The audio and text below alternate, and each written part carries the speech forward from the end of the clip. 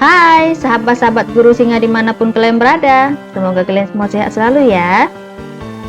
Walaupun kemajuan teknologi membawa perkembangan manusia ke tahap yang paling tinggi, tidak dapat kita pungkiri masih ada kumpulan-kumpulan yang tertinggal daripada perkembangan masa kini.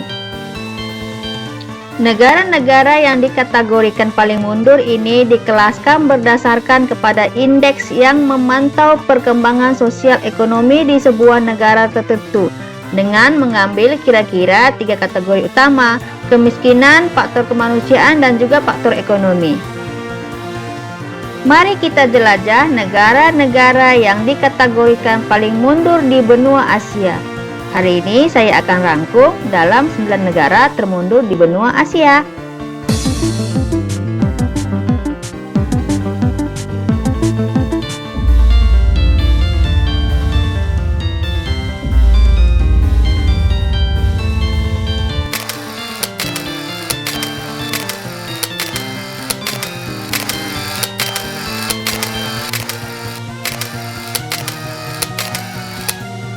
Yang pertama adalah Afghanistan. Pasti kalian semua akan terbayang negara yang penuh perperangan dan kerusuhan bila mendengar nama negara Afghanistan, bukan? Ya, Afghanistan bukan saja antara negara paling mundur di dunia, tetapi di kalangan semua negara Asia. Afghanistan merupakan negara paling terbelakang sekali, terletak di kedudukan 171 dari 188 negara yang diukur purata ekonominya. Afghanistan ialah sebuah negara yang sangat miskin dan sangat bergantung kepada pertanian dan peternakan. Ekonominya sangat terjejas oleh pergolakan politik dan tentara baru-baru ini. Kemarau yang sangat parah antara tahun 1998 dan 2001 menambahkan kesusahannya lagi. Kebanyakan daripada penduduknya masih mengalami kekurangan makanan, pakaian, perubahan, dan pengobatan yang tidak mencukupi disebabkan oleh operasi tentara dan ketidakpastian politik. Inflasi masih merupakan masalah yang terbesar. Ekonomi Afghanistan kini bergantung besar kepada bantuan asing. Negara kedua yaitu Bangladesh. Bangladesh secara resmi digelar Republik Rakyat Bangladesh. Ia sebuah negara di sebelah timur Laut India yang terletak di Asia Selatan. Bangladesh berbatasan dengan India di sebelah barat utara dan timur, dengan Myanmar di sebelah tenggara, dan Teluk Bengal di sebelah selatan. Bersama-sama dengan Bengal Barat di India, Bangladesh terdiri daripada kawasan etnik Bengal. Nama Bangladesh bermaksud negara Bengal. Bagaimana keasalan perkataan Bengal atau Bengal tidak diketahui. Ibu kota dan kota terbesar Bangladesh ialah Dhaka. Perbatasan Bangladesh ditetapkan oleh pembahagian India pada tahun 1947. Negara ini merupakan sayap timur Pakistan atau Pakistan Timur yang dipisahkan daripada sayap barat sejauh 1.600 km ataupun 1.000 batu. Walaupun mempunyai agama yang sama, akan tetapi jurang etnik antara kedua-dua sayap diburukkan oleh sebuah pemerintahan yang ditempatkan di Pakistan Barat yang bersikap tidak peduli ataupun tidak adil. Ini menyebabkan kemerdekaan Bangladesh pada tahun 1971 selepas peperangan berdarah yang didukung oleh India. Tahun-tahun yang menyusul kemerdekaan ditandai dengan huru-hara politik yang terdiri daripada 13 ketua pemerintahan yang berlainan, serta sekurang-kurangnya 4 rampasan kuasa tentara. Bangladesh mempunyai bilangan penduduk yang ke-8 terbesar di dunia. Tetapi kawasan negara ini sebesar 144.000 km persegi ditempatkan di urutan 93 di dunia. Oleh itu, Bangladesh merupakan salah satu negara yang terpadat di dunia. Sudah tentunya pasti banyak yang tahu kalau rakyat Bangladesh itu banyak ditemui di benua Asia, bahkan sampai ke Eropa sebagai migran. Nah, kita juga bisa menemukan ramai sekali migran Bangladesh di Malaysia, karena negara mereka merupakan termasuk 9 negara paling mundur di Asia dari segi ekonomi. Walaupun demikian, laporan terkini melaporkan Bangladesh telah berhasil menaikkan sedikit taraf pendapatan negara per tahunnya, serta telah berhasil memperbaiki sumber tenaga kerja mereka. Besar kemungkinan untuk laporan akan datang, Bangladesh akan keluar dari senarai negara paling mundur di Asia. Negara ketiga adalah Bhutan. Negara Bhutan merupakan negara tanpa pantai di Himalaya, terkepung antara India dan Cina di Asia Tenggara. Orang-orang Bhutan memanggil negara mereka sebagai Druk Yul atau Tanah Naga Halilintar. Bhutan merupakan salah satu negara yang paling terasing dan kurang pembangunan di dunia. Sungguh pun begitu. Pengaruh asing dan pelancong dikawal ketat oleh kerajaan bagi mengekalkan kebudayaan, tradisi, dan jati diri negara. Muka bumi berbeda dari dataran subtropika di sebelah sehingga banjaran Himalaya di utara, dengan beberapa puncak melampaui 7.000 meter atau 23.000 kaki. Kebanyakan rakyat Bhutan memeluk agama Buddha. Thimphu merupakan ibu kota dan kota terbesar di Bhutan. Simbol negara Bhutan adalah seekor naga. Bhutan dijangkakan akan menyertai Bangladesh.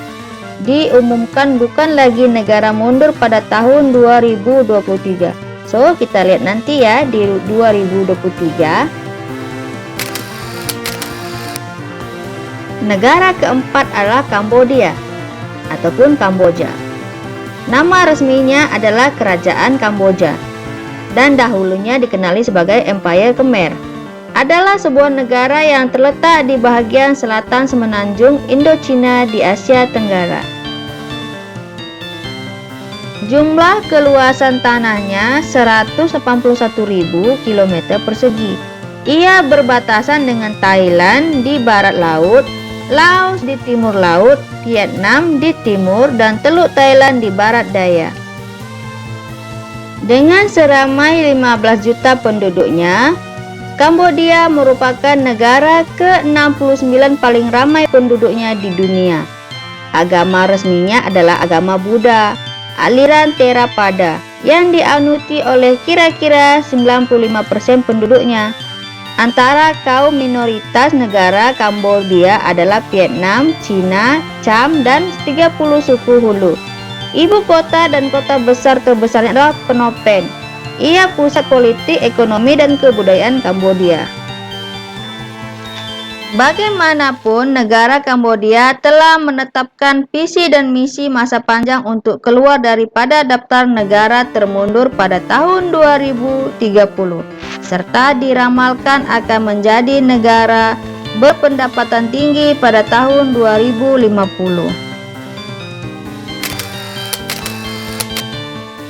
Negara kelima adalah Laos. Laos adalah sebuah negara yang terkurung daratan di Asia Tenggara, yang berbatasan dengan Myanmar dan Republik Rakyat Tiongkok di sebelah barat laut, Vietnam di timur, Kamboja di selatan, dan Thailand di sebelah barat. Dari abad ke-14 hingga abad ke-18, negara ini disebut Lang Siang atau Negara Seribu Gajah. Laos adalah sebuah negara republik yang dikelilingi oleh daratan dan terletak di bagian utara semenanjung Indochina. Laos berasal dari kata Lan Siang yang artinya kerajaan gajah. Negara ini adalah satu-satunya negara di kawasan Asia Tenggara yang tidak memiliki pantai. Laos pernah dijajah oleh Prancis dan memperolehi kemerdekaan pada 22 Oktober 1953 dalam bentuk kerajaan. Jika dilihat dari sudut pandang geografi politik, letak wilayah negara Laos yang tidak memiliki wilayah laut atau pantai dikenal dengan sebutan kawasan landlocked. Kondisi ini dianggap kurang menguntungkan dari segi pertahanan dan keamanan. khususnya dari serangan ataupun invasi bangsa lain. Negara Laos mempunyai lembah sungai subur sehingga banyak menghasilkan tanaman pertanian dan juga perkebunan, terutamanya padi, kopi, dan tembakau. Memiliki sumber-sumber tembaga mineral seperti timah, tembaga, emas, dan perak. Wilayahnya didominasi perbukitan dan pegunungan yang ditutupi hutan lebat, sehingga menghasilkan kayu sebagai salah satu komoditasnya. Potensi sosial budaya terdiri dari atas berbagai macam suku bangsa dengan berbagai macam budayanya. Masyarakat sebagian besar masih patuh pada tradisi, memiliki bahasa nasional yaitu bahasa Lao. Laos berkemungkinan akan menyertai Bangladesh dan Bhutan untuk mulai dimasukkan dalam kelompok negara membangun pada tahun 2023. Kemajuan yang dicapai Laos beberapa tahun ini khasnya dari segi indeks kemanusiaan dan juga kesinambungan ekonomi yang akan naik pesat. Diperkirakan Laos akan dikeluarkan dari daftar negara termundur di benua Asia pada tahun 2024 nanti.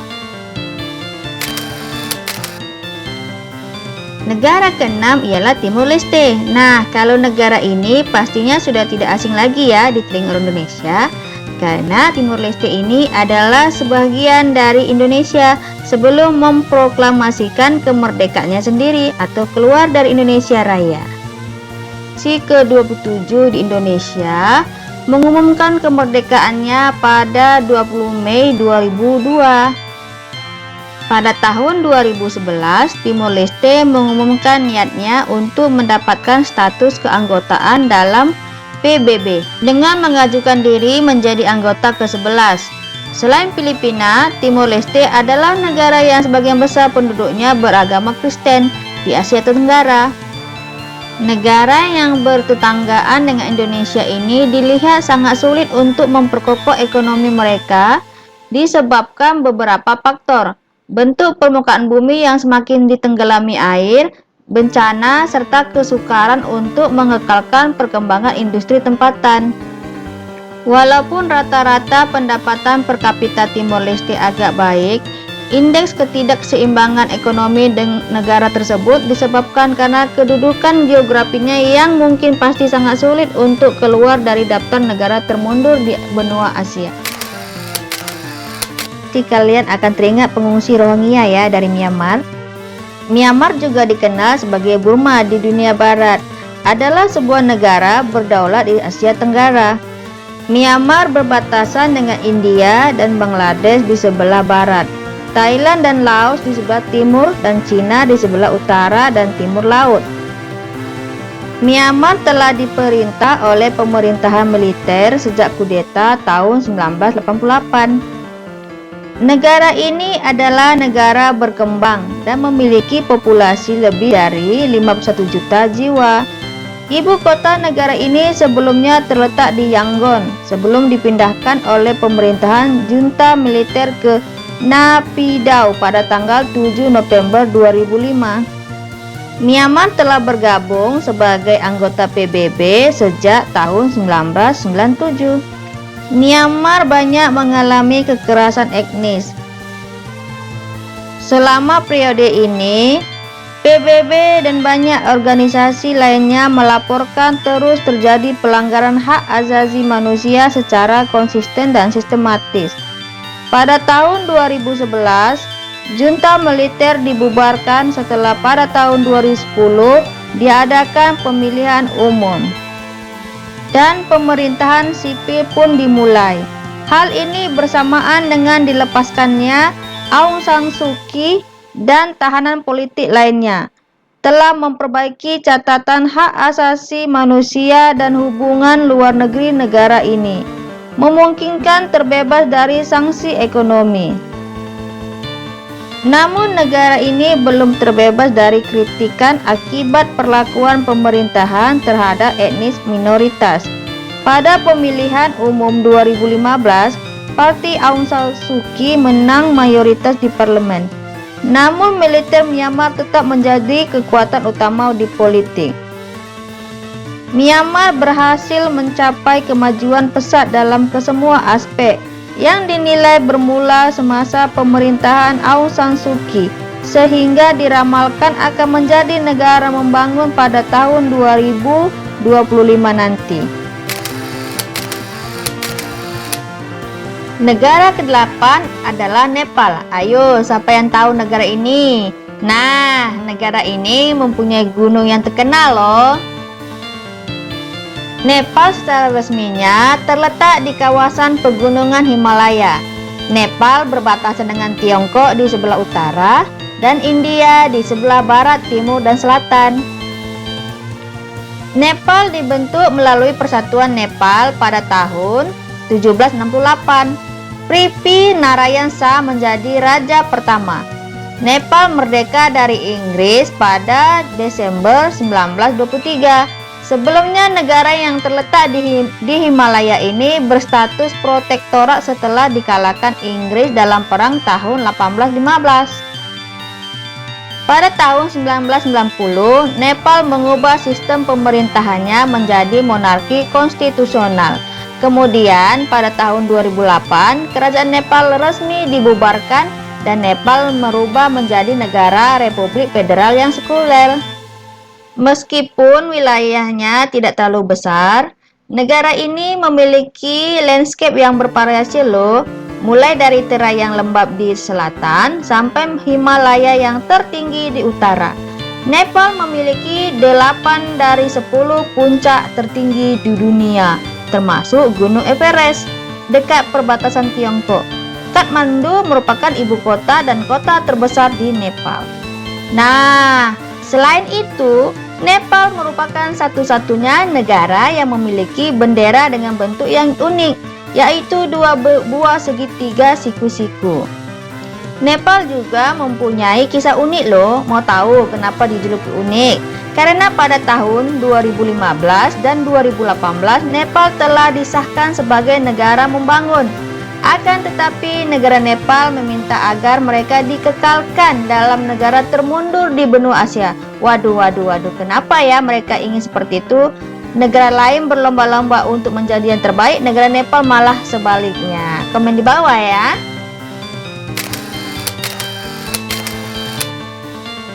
Negara ke-9 yaitu Yaman, sekaligus negara yang terakhir. Yaman secara resminya dipanggil Republik Yaman.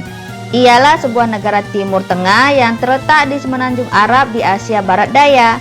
Yaman terdiri daripada bekas Yaman Utara dan Selatan. Negara ini berbatasan dengan Laut Arab dan Teluk Aden di selatan, Laut Merah di barat, Oman di timur laut, dan berbatasan yang lain bersebelahan dengan Arab Saudi. Wilayah Yaman termasuk Socotra, sebuah pulau terpencil yang terletak lebih kurang 350 km atau 217 batu di selatan berhampiran dengan Afrika Timur. Yaman ialah salah satu daripada pusat-pusat peradaban yang tertua di dunia dari abad ke-9 sebelum Masehi hingga abad ke-6 Masehi. Yaman dikenali orang Rom sebagai Arabic Felix atau Arab Gembira karena kekayaannya yang dihasilkan oleh perdagangan. Augustus Caesar mencoba beberapa kali untuk menaklukkan Yaman, tetapi ekspedisinya tergagalkan dikarenakan Empire Parsi lebih berjaya dan Yaman menjadi sebuah sastrapi Parsi Sassanid. Pada abad ke-6 dan ke-7, selepas banyak orang Sabean meneruskan penghijrahannya dari Yaman, akibat permusuhan empangan Marib atau Sat Marib, Yaman menjadi sebuah kawasan Bedouin. Pada masa itu, apabila Kemaharajaan Aksum tidak berhasrat meneruskan kemaharajaannya yang kuno dan ingin membuat terobosan baru, Yaman menjadi sebidang tanah tandus akibat perdagangan rempah dengan orang-orang Rom dan raja-raja Sassanid Parsi yang lebih menguntungkan. Yaman berturut-turut dikuasai oleh Empire Ethiopia dan Sassanid Parsi. Yaman mempunyai sejarah yang besar dalam perkembangan negara Merek.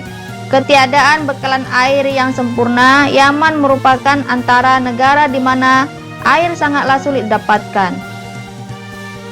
Dulu Yaman adalah negara yang sangat makmur dan terkenal pada abadnya. Tapi kini Yaman telah menjadi negara yang termundur di benua Asia pada saat ini. Nah, menurut kalian negara mana yang akan menjadi negara maju di tahun-tahun berikutnya? Sila komen di bawah ya.